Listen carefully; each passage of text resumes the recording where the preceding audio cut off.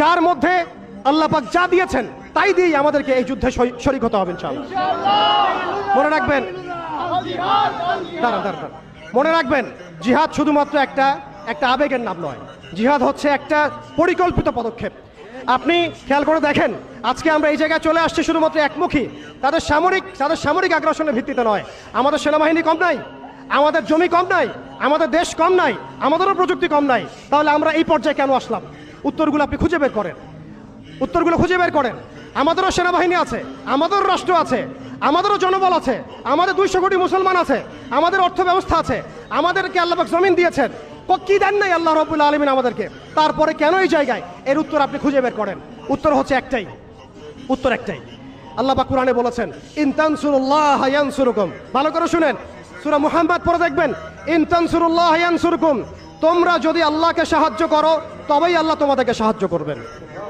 আমরা সবাই ব্যক্তি পূজায় লিপ্ত হয়েছি, দুনিয়া পূজায় লিপ্ত হয়েছি। আমরা সবাই দুনিয়াদারি নিয়ে ব্যস্ত হয়ে গেছি। আর যখন আমাদের ভাইরা মারা যাচ্ছে তখন আমরা মায়া কান্না দেখাচ্ছি। এইসব ভণ্ডামি দিয়ে জিহাদ হবে না, এইসব ভণ্ডামি দিয়ে বাইতুল মুকাদ্দাস বিজয় হবে না। আল্লাহর কাছে ফিরে আসেন, পরিপূর্ণ দ্বীনে দীক্ষিত হন। ইন তানসুরুল্লাহ ইয়ানসুরকুম। তোমরা আল্লাহকে সাহায্য করো, অর্থাৎ তোমরা আল্লাহর দ্বীনকে সাহায্য করো, আল্লাহ তোমাদেরকে সাহায্য করবেন। ওয়া ইউসাব্বিত আকদামাকুম। তোমাদের পা আল্লাহ পাক শক্ত করে দিবেন।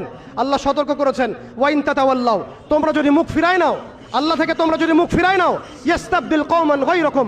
আল্লাহ পাক তোমাদেরকে সরাই দিয়ে নতুন কওমকে নিয়ে আসবেন। সুম্মা লা ইয়াকুনু আমসালাকুম। তারা তোমাদের মতো অপদার্থ হবে না। এটা আল্লাহ পাকের দ্ব্যর্থহীন ঘোষণা।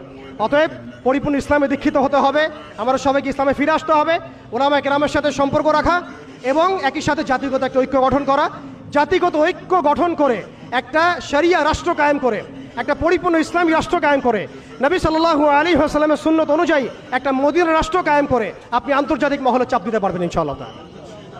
আর যদি সেটা না হয়, আর যদি আমাদের রাষ্ট্র ব্যবস্থা, সরকার ব্যবস্থা, প্রশাসন এগুলোর ধার না ধরেন, তাহলে আমি বলে দিচ্ছি, আপনারা লিখে রাখেন, আজকে গাজ্জাবাসীর যে অবস্থা হয়েছে, আজকে ইরাক, সিরিয়া, লেবানন, জর্ডান এগুলোর যে অবস্থা হয়েছে, আমাদেরও যে সেই অবস্থা হবে না এর কোনো গ্যারান্টি নাই। মিয়ানমার আমাদের উপর যেভাবে রোহিঙ্গাদেরকে চাপিয়ে দিয়েছে, আপনি আমি কোথায় যাব? আমাদের উপর যদি এরকম অবস্থা চাপিয়ে দেওয়া হয়, আপনাকে আমাকে কি ভুটান জায়গা দিবে? আপনাকে আমাকে নেপাল জায়গা দিবে? আপনাকে আমাকে কি মায়ানমার জায়গা দিবে? আপনাকে আমাকে কি ভারত জায়গা দিবে? আপনাকে আমাকে কি পাকিস্তানও জায়গা দিবে? অতএব আমাদের এই জমিনে, আমাদের এই সংগ্রাম, আমাদের এই জিহাদ আমাদেরকেই করতে হবে, আমাদের ইসলাহ আমাদেরকেই করতে হবে, আমাদের ভবিষ্যৎ আমাদেরকেই করতে হবে। আল্লাহ পাক বোঝার তৌফিক দান করেন। বাংলাদেশের এই অবস্থায় এখন একটা ইসলামী রাষ্ট্র গঠনের কোনো বিকল্প নাই। আপনি আমি চাইলে লক্ষ কোটি মুসলমানকে সেখানে চাপ প্রয়োগ করে পাঠাতে পারতাম যদি আমাদের ইসলামী রাষ্ট্র থাকতো।